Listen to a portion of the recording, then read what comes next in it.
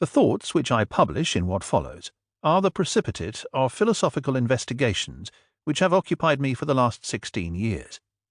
They concern many subjects: the concepts of meaning, of understanding, of a proposition, of logic, the foundations of mathematics, states of consciousness, and other things.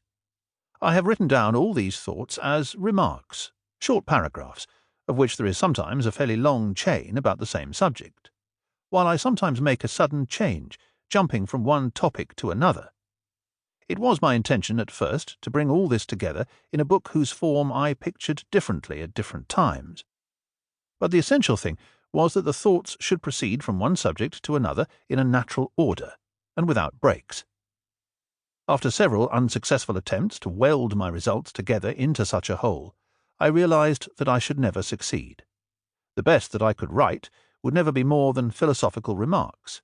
My thoughts were soon crippled if I tried to force them on in any single direction against their natural inclination. And this was, of course, connected with the very nature of the investigation. For this compels us to travel over a wide field of thought, criss-cross in every direction. The philosophical remarks in this book are, as it were, a number of sketches of landscapes which were made in the course of these long and involved journeyings. The same, or almost the same points, were always being approached afresh from different directions, and new sketches made. Very many of these were badly drawn or uncharacteristic, marked by all the defects of a weak draftsman. And when they were rejected, a number of tolerable ones were left, which now had to be arranged and sometimes cut down, so that if you looked at them you could get a picture of the landscape. Thus this book is really only an album. Up to a short time ago, I had really given up the idea of publishing my work in my lifetime.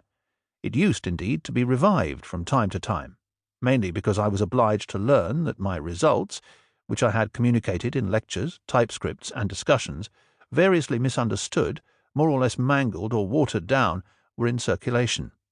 This stung my vanity, and I had difficulty in quieting it. 4 years ago I had occasion to reread my first book, the Tractatus Logico-Philosophicus, and to explain its ideas to someone. It suddenly seemed to me that I should publish those old thoughts and the new ones together, that the latter could be seen in the right light only by contrast with and against the background of my old way of thinking.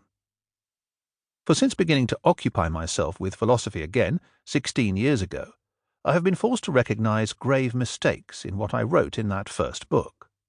I was helped to realize these mistakes, to a degree which I myself am hardly able to estimate, by the criticism which my ideas encountered from Frank Ramsey, with whom I discussed them in innumerable conversations during the last 2 years of his life. Even more than to this, always certain and forcible, criticism, I am indebted to that which a teacher of this university, Mr. P. Sraffa, for many years unceasingly practised on my thoughts. I am indebted to this stimulus for the most consequential ideas of this book. For more than one reason, what I publish here will have points of contact with what other people are writing today. If my remarks do not bear a stamp which marks them as mine, I do not wish to lay any further claim to them as my property.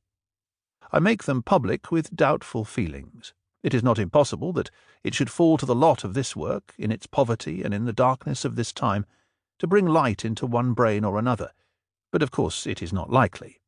I should not like my writing to spare other people the trouble of thinking, but, if possible, to stimulate someone to thoughts of his own. I should have liked to produce a good book. This has not come about, but the time is past in which I could improve it. Ludwig Wittgenstein, Cambridge, January 1945.